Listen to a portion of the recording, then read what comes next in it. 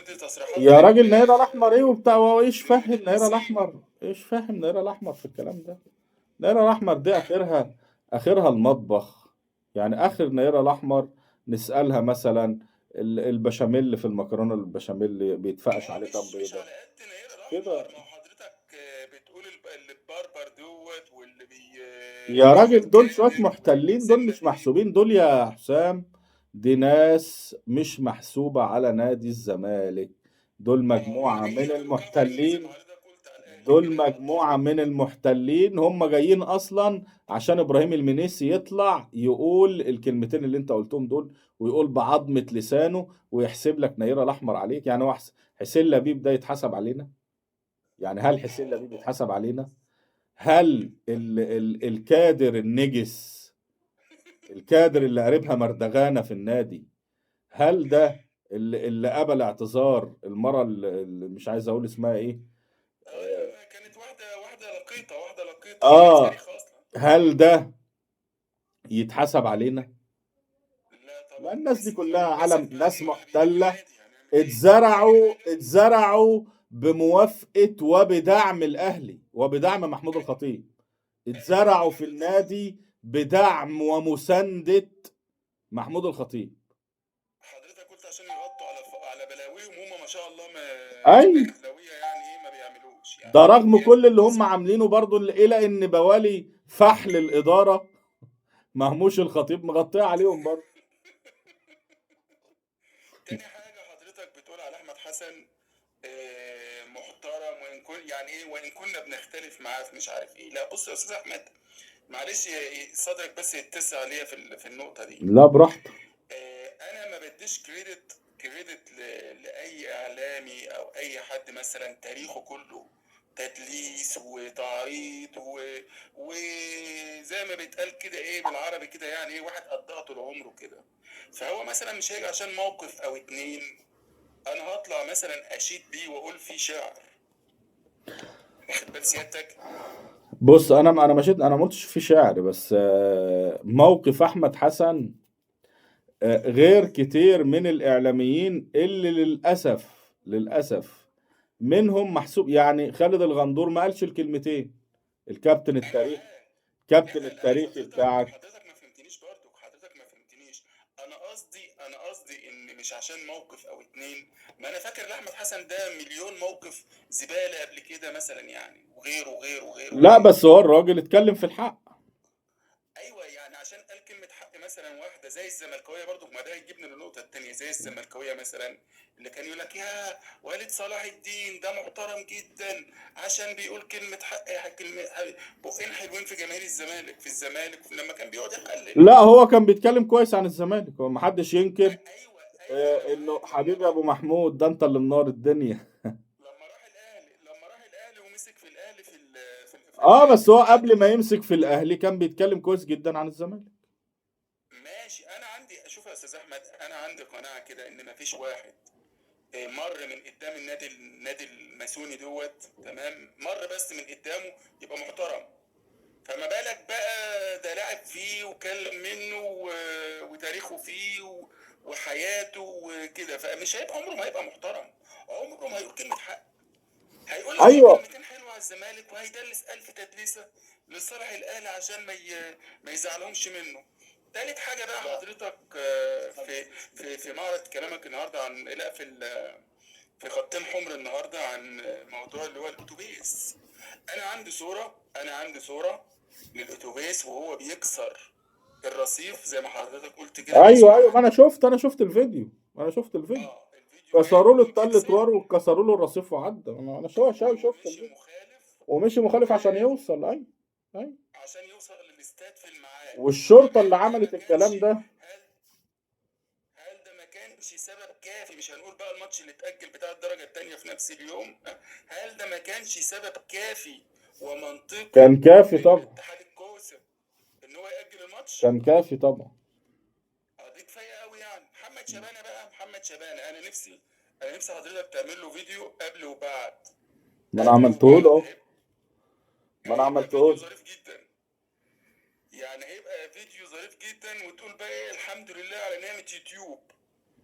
اخر حاجه العقوبه بتاعت الشناوي، خلي بالك، هو العقوبه بتاعت الشناوي هو خد بوسه على القفا، لان هما الماتشين هو واخد كارت لا، احمر. خد ماتش. ما هو واخد لا ماتش ما هو عشان الكارت الاحمر، والماتش التاني لا، على القفا الكارت خد احمر ماتش. مباشر ماتشين. لا، هو واخد انذارين اصفر فاصل. ماشي، يبقى خد ماتش ماتش على على ماتش على القفا. الكارت الاحمر وماتش على القفا. حلو والله، قفا ماتش بماتش. واحد. والله انا لو لاعب مال ارزع الحكم على قفاه واتوقف ماتش، ايه المشكله يعني؟ تحياتي لحضرتك. حبيبي يا حسام، نورتني. وعليكم. عليكم السلام. ازي حضرتك؟ الحمد لله زي الفل. انا بس والله الموضوع بتاع الاول، طب يعني قبل ما ناخد حاجه سلبيه، يعني انا بتمنى طبعا فوز الزمالك الماتش الجاي يا على رب بيراميدز. يا رب. ماتش مفصلي، ومش عارف بس اخر تطورات الحكم، هل هو امين عمر ولا يعني ممكن يفاجئونا بامين لا لا، عمر في الغالب ولكن مش امين عمر، في الغالب مش امين عمر. مش امين عمر. طيب اه. خير، تمام. الحته بتاعت الشناوي دي برضه يا جماعه، يعني انا كنت شاورت قبل كده في الازمه بتاعت السنه اللي فاتت وقلت السبب في كل ده الناس الترزيه اللي بتفصل اللوائح على حسب ما هم عايزين. دي العيب حقيقة. مش فيهم، العيب في ان احنا سايبين الناس اللي موجوده دي تفصل البدله على المقاس اللي هيلبسها. للاسف. الكلام واضح وصريح، المقصود بيه ناس مستشارين أجلاء، والأجلاء هنا صفة لكلمة المستشار وليس لصفة الشخص الموجود. كلمة المستشار هي مستشار جليل. القضاء المصري طول عمره معروف ولا حد يقدر يقرب منه ولا يمسه، ولكن لكل قاعدة شواذ، ويجب بدف اللي بيسيئوا لأي منظومة سواء أيا كانت. واخد ما بالك احنا قلنا ازاي؟ امبارح ان هو بيسيء للقضاء قبل ما يسيء لاي حاجة تانية. فاللي حصل قبل كده واللي حصل السنه دي واللي بيحصل بعد كده ده ناقوس خطر، ما بيشاور على حاجات. يا جماعه عيب يعني، ده مش حاجه كويسه. دي حقيقة. يعني ده انت لازم تبتره وتشيله من المنظومه كلها. الحقيقه يعني انا مش عارف ليه لا مجلس اللي عندنا مصمم ان هو دايما يحسسنا، حتى يعني احنا كل ما نحاول مش ننسى نتناسى، عشان ربنا كرمنا بواحد زي معتمد جمال بيطبق الصح في الكوره. بس على فكره يعني المعادله هي يعني الكوره مش كيمياء. مظبوط. هي في واحد اسمه واحد كوير بتاع كوره، ربنا خلقه كده، فجوه الملعب بيعمل زي ما حضرتك كده مثلا. يعني مش حاجه اقول لحضرتك والله لا انا حاجه اشتغل معاك في المجال الاعلامي، ده مجالك، ده حتتك بتاعتك، ربنا خلقك ليها، اداك امكانيات ليها. وخلي بالك قال لك ايه، انت هتاثر في الناس، وده اللي انا هحاسبك عليه. زي انا في شغلي مثلا، معناها هي فهو راجل كوير، عارف يعني ايه كوير، يعني عارف امتى ينزل، امتى ازاي يتعامل مع اللعيبه، ازاي يغير مظبوط. الخطط، ازاي ينزل الشوط الثاني يقلب الماتش. فانت ربنا كرمك بواحد ايه من المهنه بتاعها، مش وكيل جايبه عشان ياخد فلوس او ياخد عموله او سمسار زي ما هو ايه منتشر في كل الدنيا، ومنتشر كان في الزمالك في المدرب اللي قبله ايام ما كان ايه القيد مش مقفول، فكان مم. في سمساره والدنيا رايحه جايه والترابيزه فوقيها وجنبيها وتحتيها والدنيا زي الفل. طب ده حصل ليه؟ ده عشان جمهور الزمالك، يعني عشان خاطر جمهور الزمالك لا اكتر ولا اقل.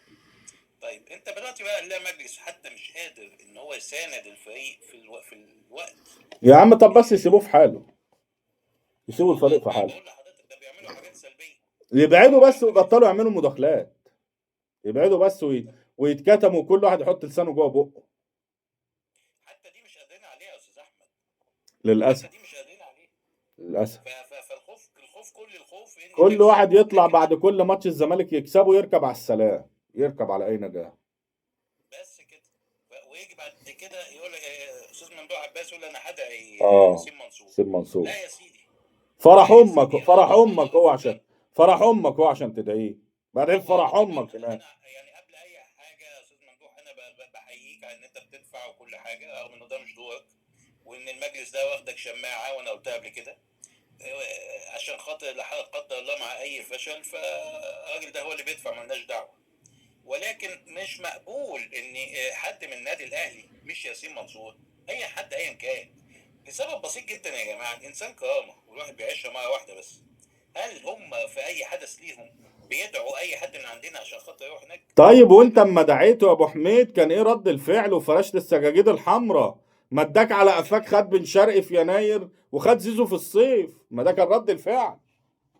هو غلط اصلا ان انت تجيبه. ها انت جايبه عشان صفقه متبادله، وجايبه وزيزو ما هو ماشي، ما يعني يا جماعه برضه كل حاجه في انصافها. زيزو ماشي بعلم مجلس الاداره، والا لو ما كانش ده كنت بعته وخدت ال 8 مليون اللي كانوا جايين لك فيه. مظبوط. ده بادئ زي بدء كده، يعني مش محتاجه، ده خطا اداري فادح. يا عم ف كنت خدت فيه مليون دولار. هو ما هو مرتضى مشى مصطفى فتحي في اخر 6 شهور، باعوا للتعاون بمليون دولار، كان هيمشي، كان كده كده هيروح في الصيف، فقال له لا خدوها اهو، هاتوا مليون دولار ويبقى انا طلعت باي حاجه. اه راجل ادبي، ما راجل هو ما انت النهارده افتراضا مثلا لا قدر الله، والكلام ده الناس في الفلاحين عارفينه، جاموستك ولا بقرتك هتفطس، هتلحقها بالسكينه ولا هتقف تتفرج؟ ما هتلحقها بقى، كده كده بايظه. امام عاشور لما جاله قال له انا عايز امشي وعايز اجرب الاحتراف وانا زملكاوي من صغري زملكاوي، قال له اتفضل. ورجع بعد كده قال له هيعملوا كوبري الاهلي، قال لي اشربوه. هو الراجل ده كلامه بيتحقق ليه يعني؟ يعني ما عشان خاطر هو ماشي بالاصول. انا واحد مش عايزني وعايز يمشي، ما باينه، ما تتفضل، ما في 60 داهيه. هو الملعب، هو كام لعيب لعب نادي الزمالك؟ هل ال 11 اللي ايام زموره هم اللي قاعدين لغايه يا عم دلوقتي؟ ما هم خدوهم، ما هو عملوا بيهم ايه؟ خدوهم عملوا بيهم ايه؟ لان بص، الكوره نيات. ايوه الكوره نيات، محدش بيعمل كيمياء. مظبوط. مفيش لعيب بيلعب قدام ال 11 لوحده يا جماعه. يعني انت مفكر انت ما فيش الكلام ده خلاص. فيعني بصوا، ما فيها ممدوح بيه عباس لو سمحت، ما فيش حاجه اسمها ان احنا ندعي حد من النادي الاهلي لمجهود وفرح الناس اللي عاملوا جمهور نادي الزمالك. والدعم الاساسي في الوصول اللي احنا فيه ده هو جمهور نادي الزمالك، هو حد ينسى مظبوط. الدفع الواقي لنادي الزمالك طول عمره. لان في الاحداث اللي موجوده والظروف اللي فيها النادي دي، لا يمكن ان انت كنت تعدي دور واحد بس. انت ربنا كرمك، واحنا دلوقتي قاعدين شغالين تكييف وقاعدين مبسوطين وبنتفرج واحنا بنمثل تحياتي يا مصر استاذ اشرف. لوحدينا في دي. ده فرحنا احنا. ما تجيش تضرب كرسي في الكلوب وتجيب حد تاني يبقى قاعد يدخل ما يدخلش الجون، تبص تلاقيه بيضحك. هو اصلا مش هيجي، هو اصلا مش هيجي، هو انا هيجي؟ ادعي ليه يا استاذ احمد؟ هو انا مش هيجي، انا بدعي واحد مش جاي، والله ما هو جاي لو عملت له ايه. وبعدين انت مين اصلا عشان تدعي؟ انت ليك صفه اساسا؟ لا، ما عملوا له صفه، ما هو مش قالوا صفه. لا الرئيس الشرفي ده ملوش صفه. مش والله يا استاذ احمد، هو اللي بيصرف على النادي حاليا يعني مجلس الاداره كله يا استاذ احمد راح له البيت عنده قالوا له ده انت المسؤول. ده محتلين دول، ما محتلين، ما انا بتكلم في الصفه الرسميه، انا ماليش دعوه ما هو صفته شبه رسميه، ما هو رئيس الشرفي. مفيش رئيس شرفي بيأتي. رئيس شرفي، رئيس عادي ان شاء الله، حتى رئيس منتخب لا يحق ليه انه يدعي حد من النادي مظبوط الاهلي. مظبوط. هي القصه مش كده، هي القصه ان مجلس الاداره يعني هو اصلا متسلط علينا. يعني هو عرفنا ومفيش فلوس، وكان في مؤسسيه ما شفناش منها ولا مؤسسه، وكان في مش عارف ايه، ولقينا نفسنا ملط. يا عم دول شويه محتلين، دول شويه محتلين جايين باجنده بينفذوها وخلاص. ولما الدنيا تمشي معانا كرويا يجوا هم يضايقونا، يقوموا يسامحوا البت العره ويدعوا الناس اللي خطفت مننا اللعيبه واللي بيكلونا علني والله. انا مش عارف هم عايزين مننا ايه. حتى مش قادرين يوفروا مكافآت للعيبه بعد كل ماتش. يا عم دول لو مدسوسين علينا مش هيعملوا كده. هم مدسوسين. وبعدين بقى واحده اساءت لنادي الزمالك على العلن، انت بتقبل منها الاعتذار على الخصوص ازاي؟ وانا ما سمعتش منها اعتذارات اصلا يعني ازاي طيب؟ يعني دي المفروض اول حاجه كده، لا زي ما انت اسأت تطلع تعتذر للجمهور، يا تعتذر لك انت، تطلع تعتذر للناس، لجماهير الزمالك، الزمالك ده عنده جماهيره. تعتذر لك انت، غلط فيك انت. وبعد لما تعتذر للجمهور مجلس الاداره بقى يبقى ماشي في اجراءاته، لان دي اجراءات اداريه خاصه مظبوط يا استاذي. من عقاب اساء الادب. دي كانت لازم تتربى عشان اللي بعديها ياخد باله ويخاف. مظبوط. طول ما احنا معلش خلاص والنبي هناخد على قفانا، اعتقد كل يوم عادي بقى، يعني مفيش مشكله. لكن دي عالم مهزأه، دي عالم ما تعرفش يعني ايه كرامه، عالم ما تعرفش يعني ايه نادي الزمالك، عالم ما تعرفش. برضه يا ابن النيل حصل ايه؟ ان هشام نصر طالع وبيقول ايه؟ بيقولوا له مين الحكم؟ فقال لهم لغايه دلوقتي امين عمر. المفروض ايه على طول يلحق بكلمه ايه؟ ونادي الزمالك بيرفض وجود امين عمر في ماتش بيراميدز وهنبعت مذكره. انما لا، ده طالع زيه وزيك كده كأن الخبر هو بايه يعني بيتلقاه زينا يعني. يعني عايزين تضربونا على قفانا ماشي، عايزين تاخدوا الدوري ما دي موافقه مبدئيه. يعني ما بص احنا مش فارقه معانا والله، احنا يعني اللي عايزه لو يعني لو الاهلي محتاجه قوي مظلوم في السنه دي ياخده. ايه الطاوه دي؟ ايه ده؟ ما احنا بصراحه كنا هناخده لو كان الاهلي خد اي حاجه السنه دي، فالاهلي خرج من كل حاجه، فطبعا احنا ما نقدرش نعمل كده عشان عندنا مصالح هتتهان وعندنا شركات هتتقفل وعندنا بلاوي زرقاء كالعاده يعني. وخلي بالك ولسه بص، طول ما مجلس الاداره رجال اعمال فدرسوه فايديهم تحت درس اصحابك. اسمع الكلام لعود. لا انا معاك. طيب عايز اسمع الاستاذ وليد.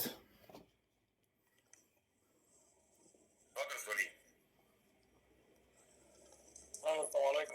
عليكم السلام ورحمه الله وبركاته. عليكم السلام. منورين. الله يكرمك. المشكله يا استاذ احمد ان يكون في صفقه ما بين مجلس الاداره اتحاد الكوره والاهلي مقابل الدوري للاهلي وعوده ارض اكتوبر للزمالك مره اخرى. لا ما بص يا وليد، ما فيش الكلام ده ولا صفقه. هم شويه خدامين محتلين جايين بينفذوا اجنده اللي بيتملوه بينفذوه خلاص. وبعدين جون ادوارد اصلا خد الفرقه منهم وماشي بالفرقه وقافل عليها، وان شاء الله يعني هي الفرقه اصلا هم بيحاولوا يركبوا على اي سلام.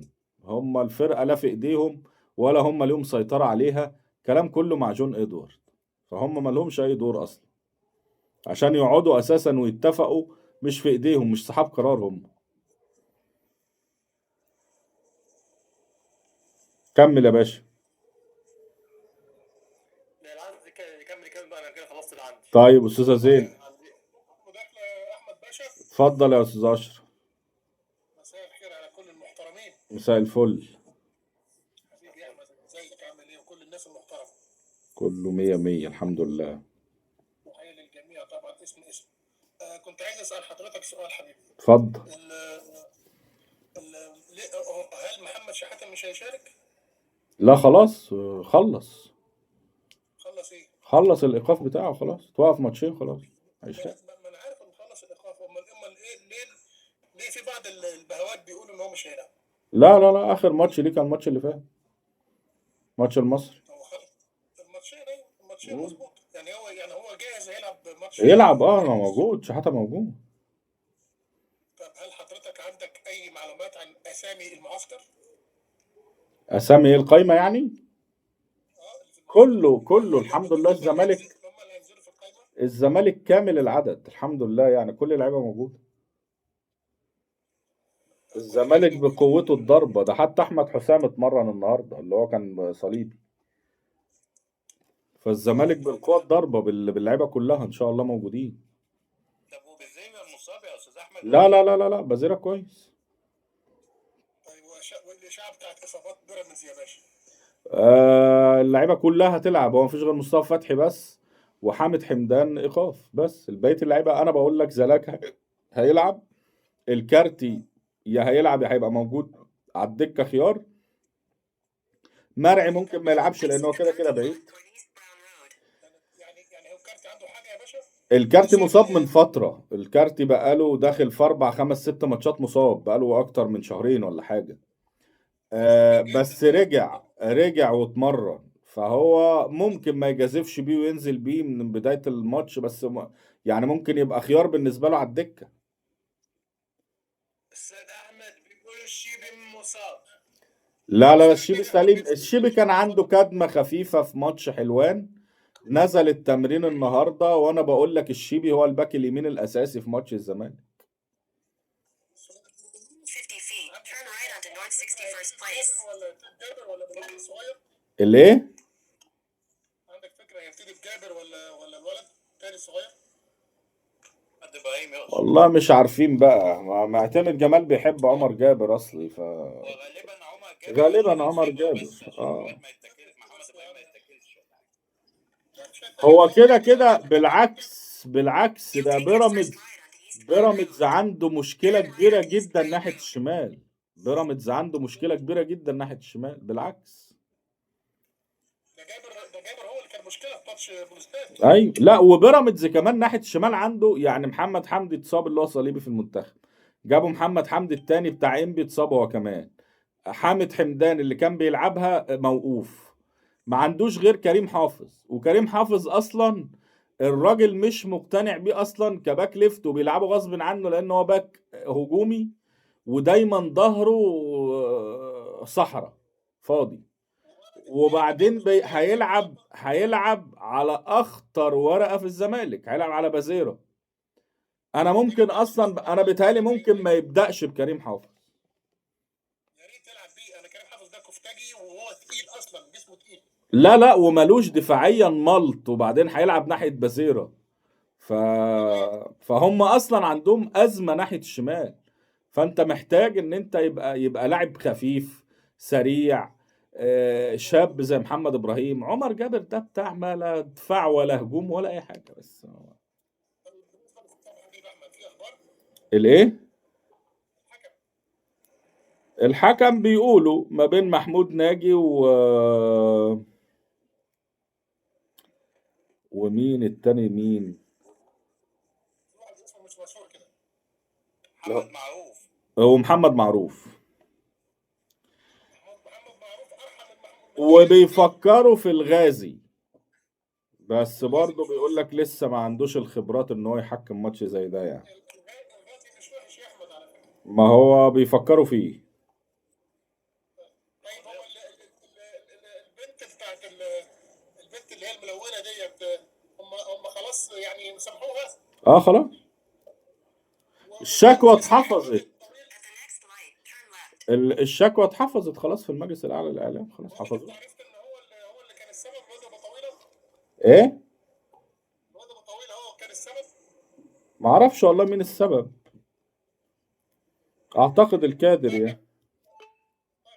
ربنا يوفقكم. حبيبي يا استاذ اشرف، ربنا يخليك، نورتني. زينة بقى او الحاج حمحم.